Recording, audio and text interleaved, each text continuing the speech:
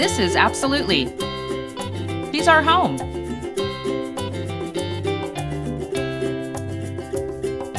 You're setting sail with First Mate Nikki, Captain Dale, and our ship's dog, Amity. Welcome aboard.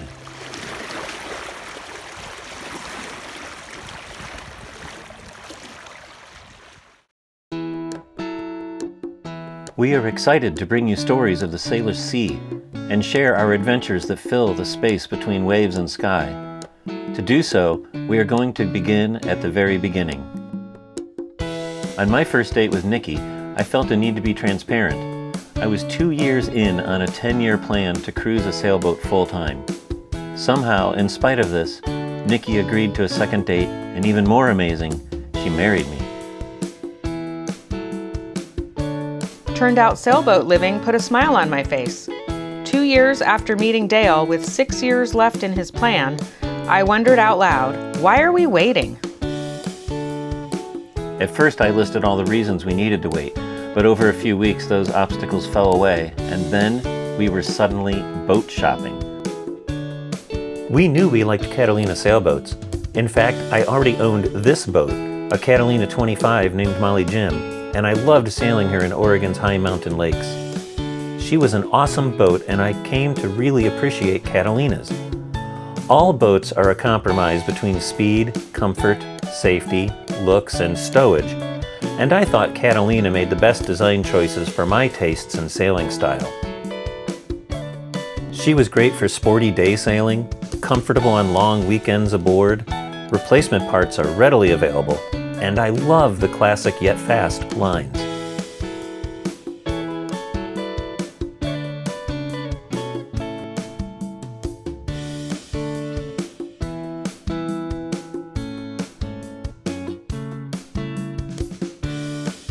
I even trailered her from our home in Bend, Oregon to Bellingham, Washington many times for multiple weeks of cruising in the San Juan Islands. Mighty Molly Jim handled everything the sailor's sea and I threw at her with grace and style.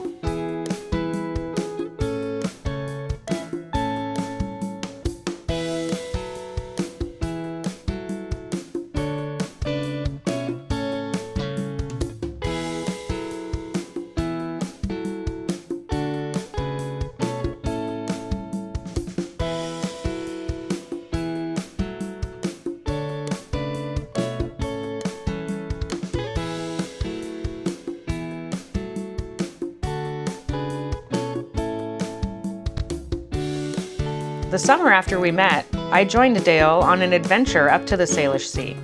We cruised all around the San Juan Islands. I quickly fell in love with life on the water, the beauty of the islands, and the cruising lifestyle.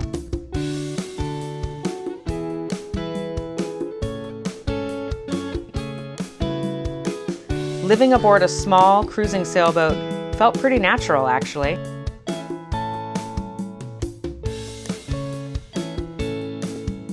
And on that first cruise, we got engaged. What's not to love?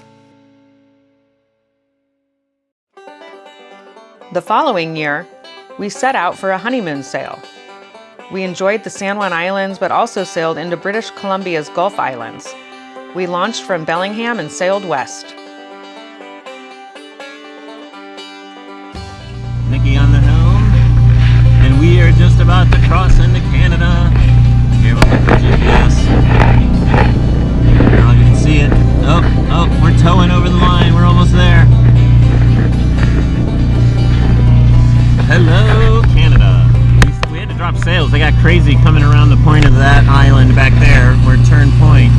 They got really crazy and twisty-turny weird, and we couldn't film it, but at the same time we were dropping sails, and orca surfaced a couple times. It was a big one, too. So it's all very exciting all of a sudden. But now we're in Canada. We cleared customs at the Port of Sydney on Vancouver Island.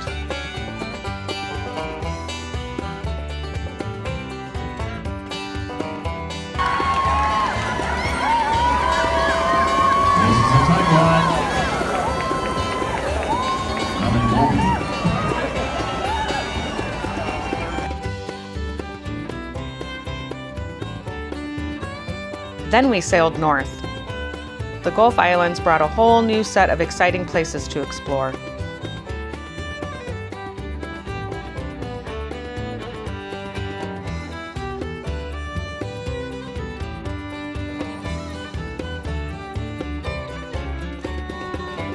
While moored in Ganges, we received a surprise invitation to attend a Catalina rendezvous on Thetis Island. That sounded pretty fun, so we decided to sail north to Telegraph Harbor. This is glorious. Requesting information on area Whiskey Gulf, so please switch up working channels. What a gorgeous evening for sailing. Molly Jim spent a weekend docked among 20 other Catalinas. At 25 feet, she was definitely the smallest and had sailed the farthest to get there. The rendezvous was a great opportunity to see so many models of Catalinas all at once. We imagined which model we would like for our future liveaboard boat and found ourselves admiring the 36 Mark II.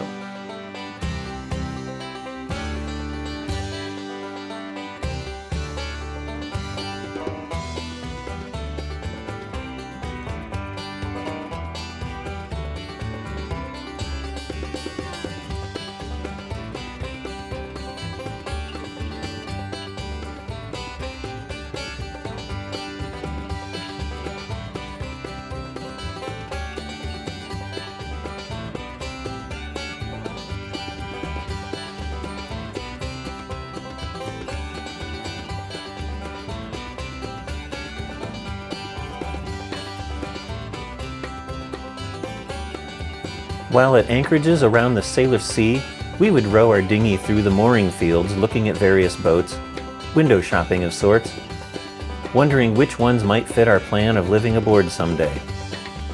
Over the days and years, we made notes of the boats we liked. And one kept popping up that we thought we might like as much as our beloved Catalina 25.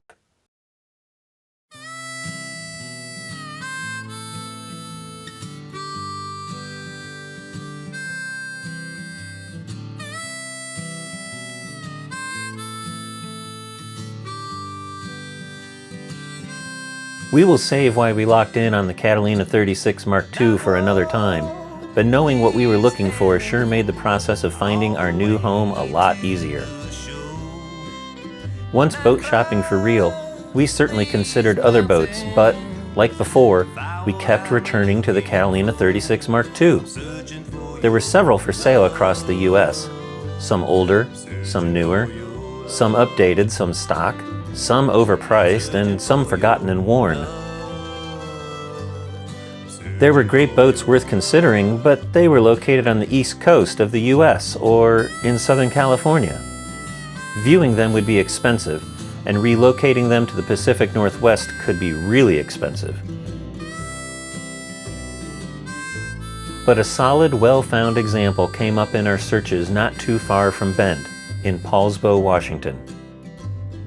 The fact that a decent boat was currently for sale so close was very attractive. We had never actually been aboard a Catalina 36 to experience the interior.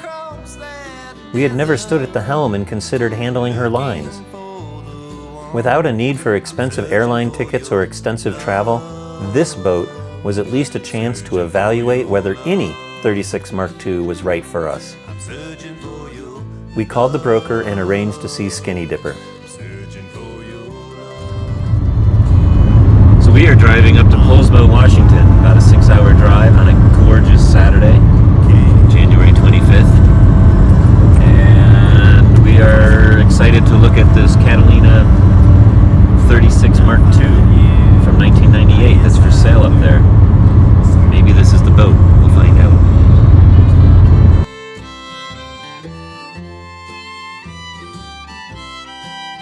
Our route to Skinny Dipper took us along the Cascade Range of Oregon, over snowy Mount Hood, across the Columbia River,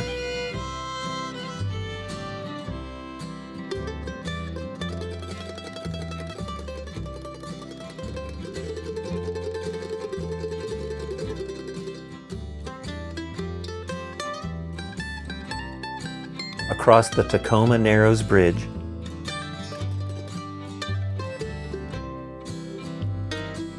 around Sinclair Inlet, and finally on to Liberty Bay. It was a gorgeous drive. Upon walking down the dock, we instantly knew which boat was Skinny Dipper. Her classic Catalina lines stood out among the other boats. She sat upon the water as though she was just begging to sail. There was no question we were drawn to her with her spacious and orderly cockpit, ample deck space, and nice canvas. Searching for your love, searching for your love.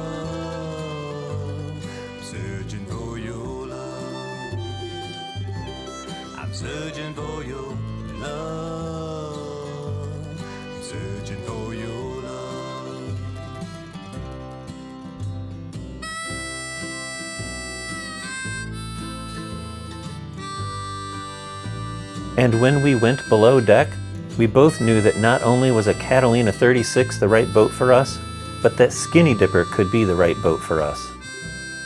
She simply felt like home.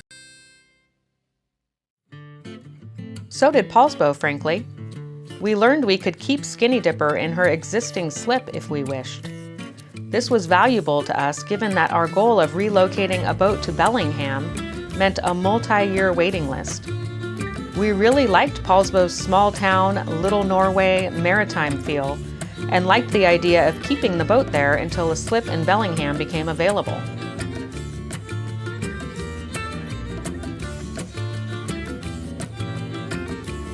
The beautiful views of the Olympic Mountains, excellent chandlery, and the delicious bakery certainly didn't hurt either.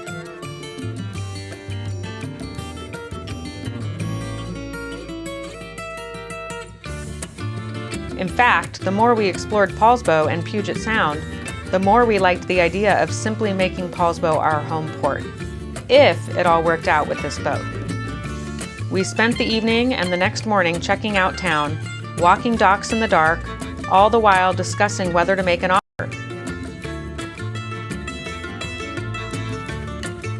In time, the answer was absolutely.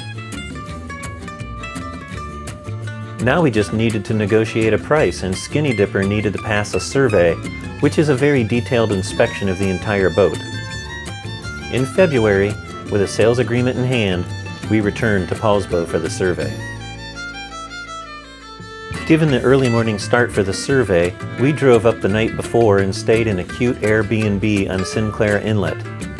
We were both beyond excited and barely slept. Early morning brought a raft of otters as curious about us as we were of them.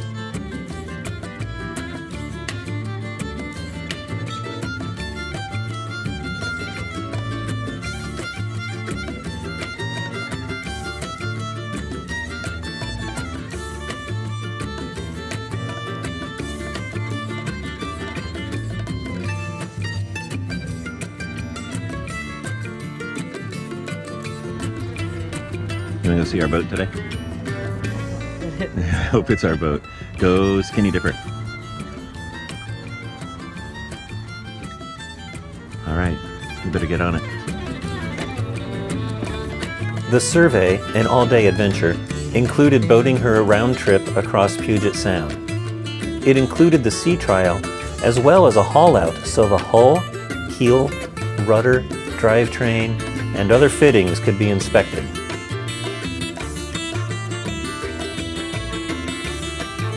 The travel lift experience lives at the intersection of thrilling and nerve-wracking. After all, the boat weighs 6 tons and is lifted by just 2 slings.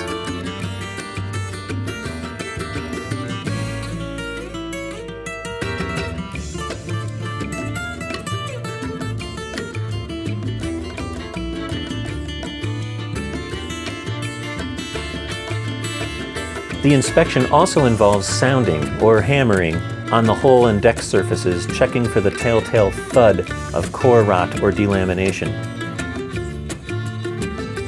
After all was inspected, poked, and prodded, Skinny Dipper's survey revealed no major deficiencies of any kind.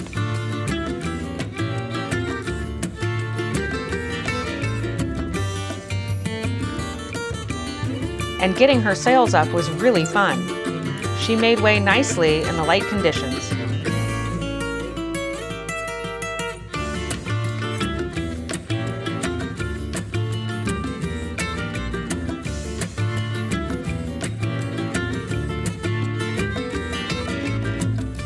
Yes, her sails were old, many lines were well used, and there was a long list of small items to address, but we were ready to officially call Skinny Dipper ours.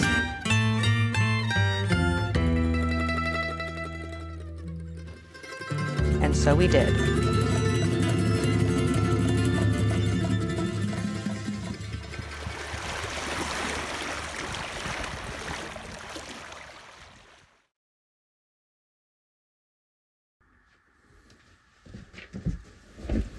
Hey everybody, thank you for watching. It was really fun to share that with you.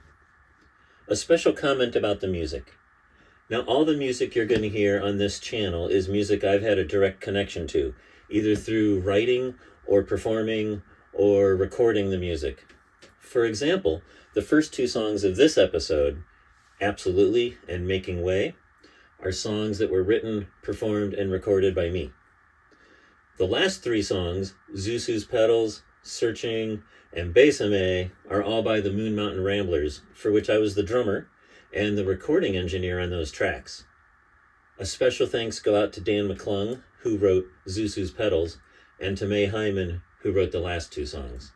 Please click like and subscribe down below, and you can find us on all the socials at Absolutely Sailing. We look forward to seeing you next time. Don't forget to get on.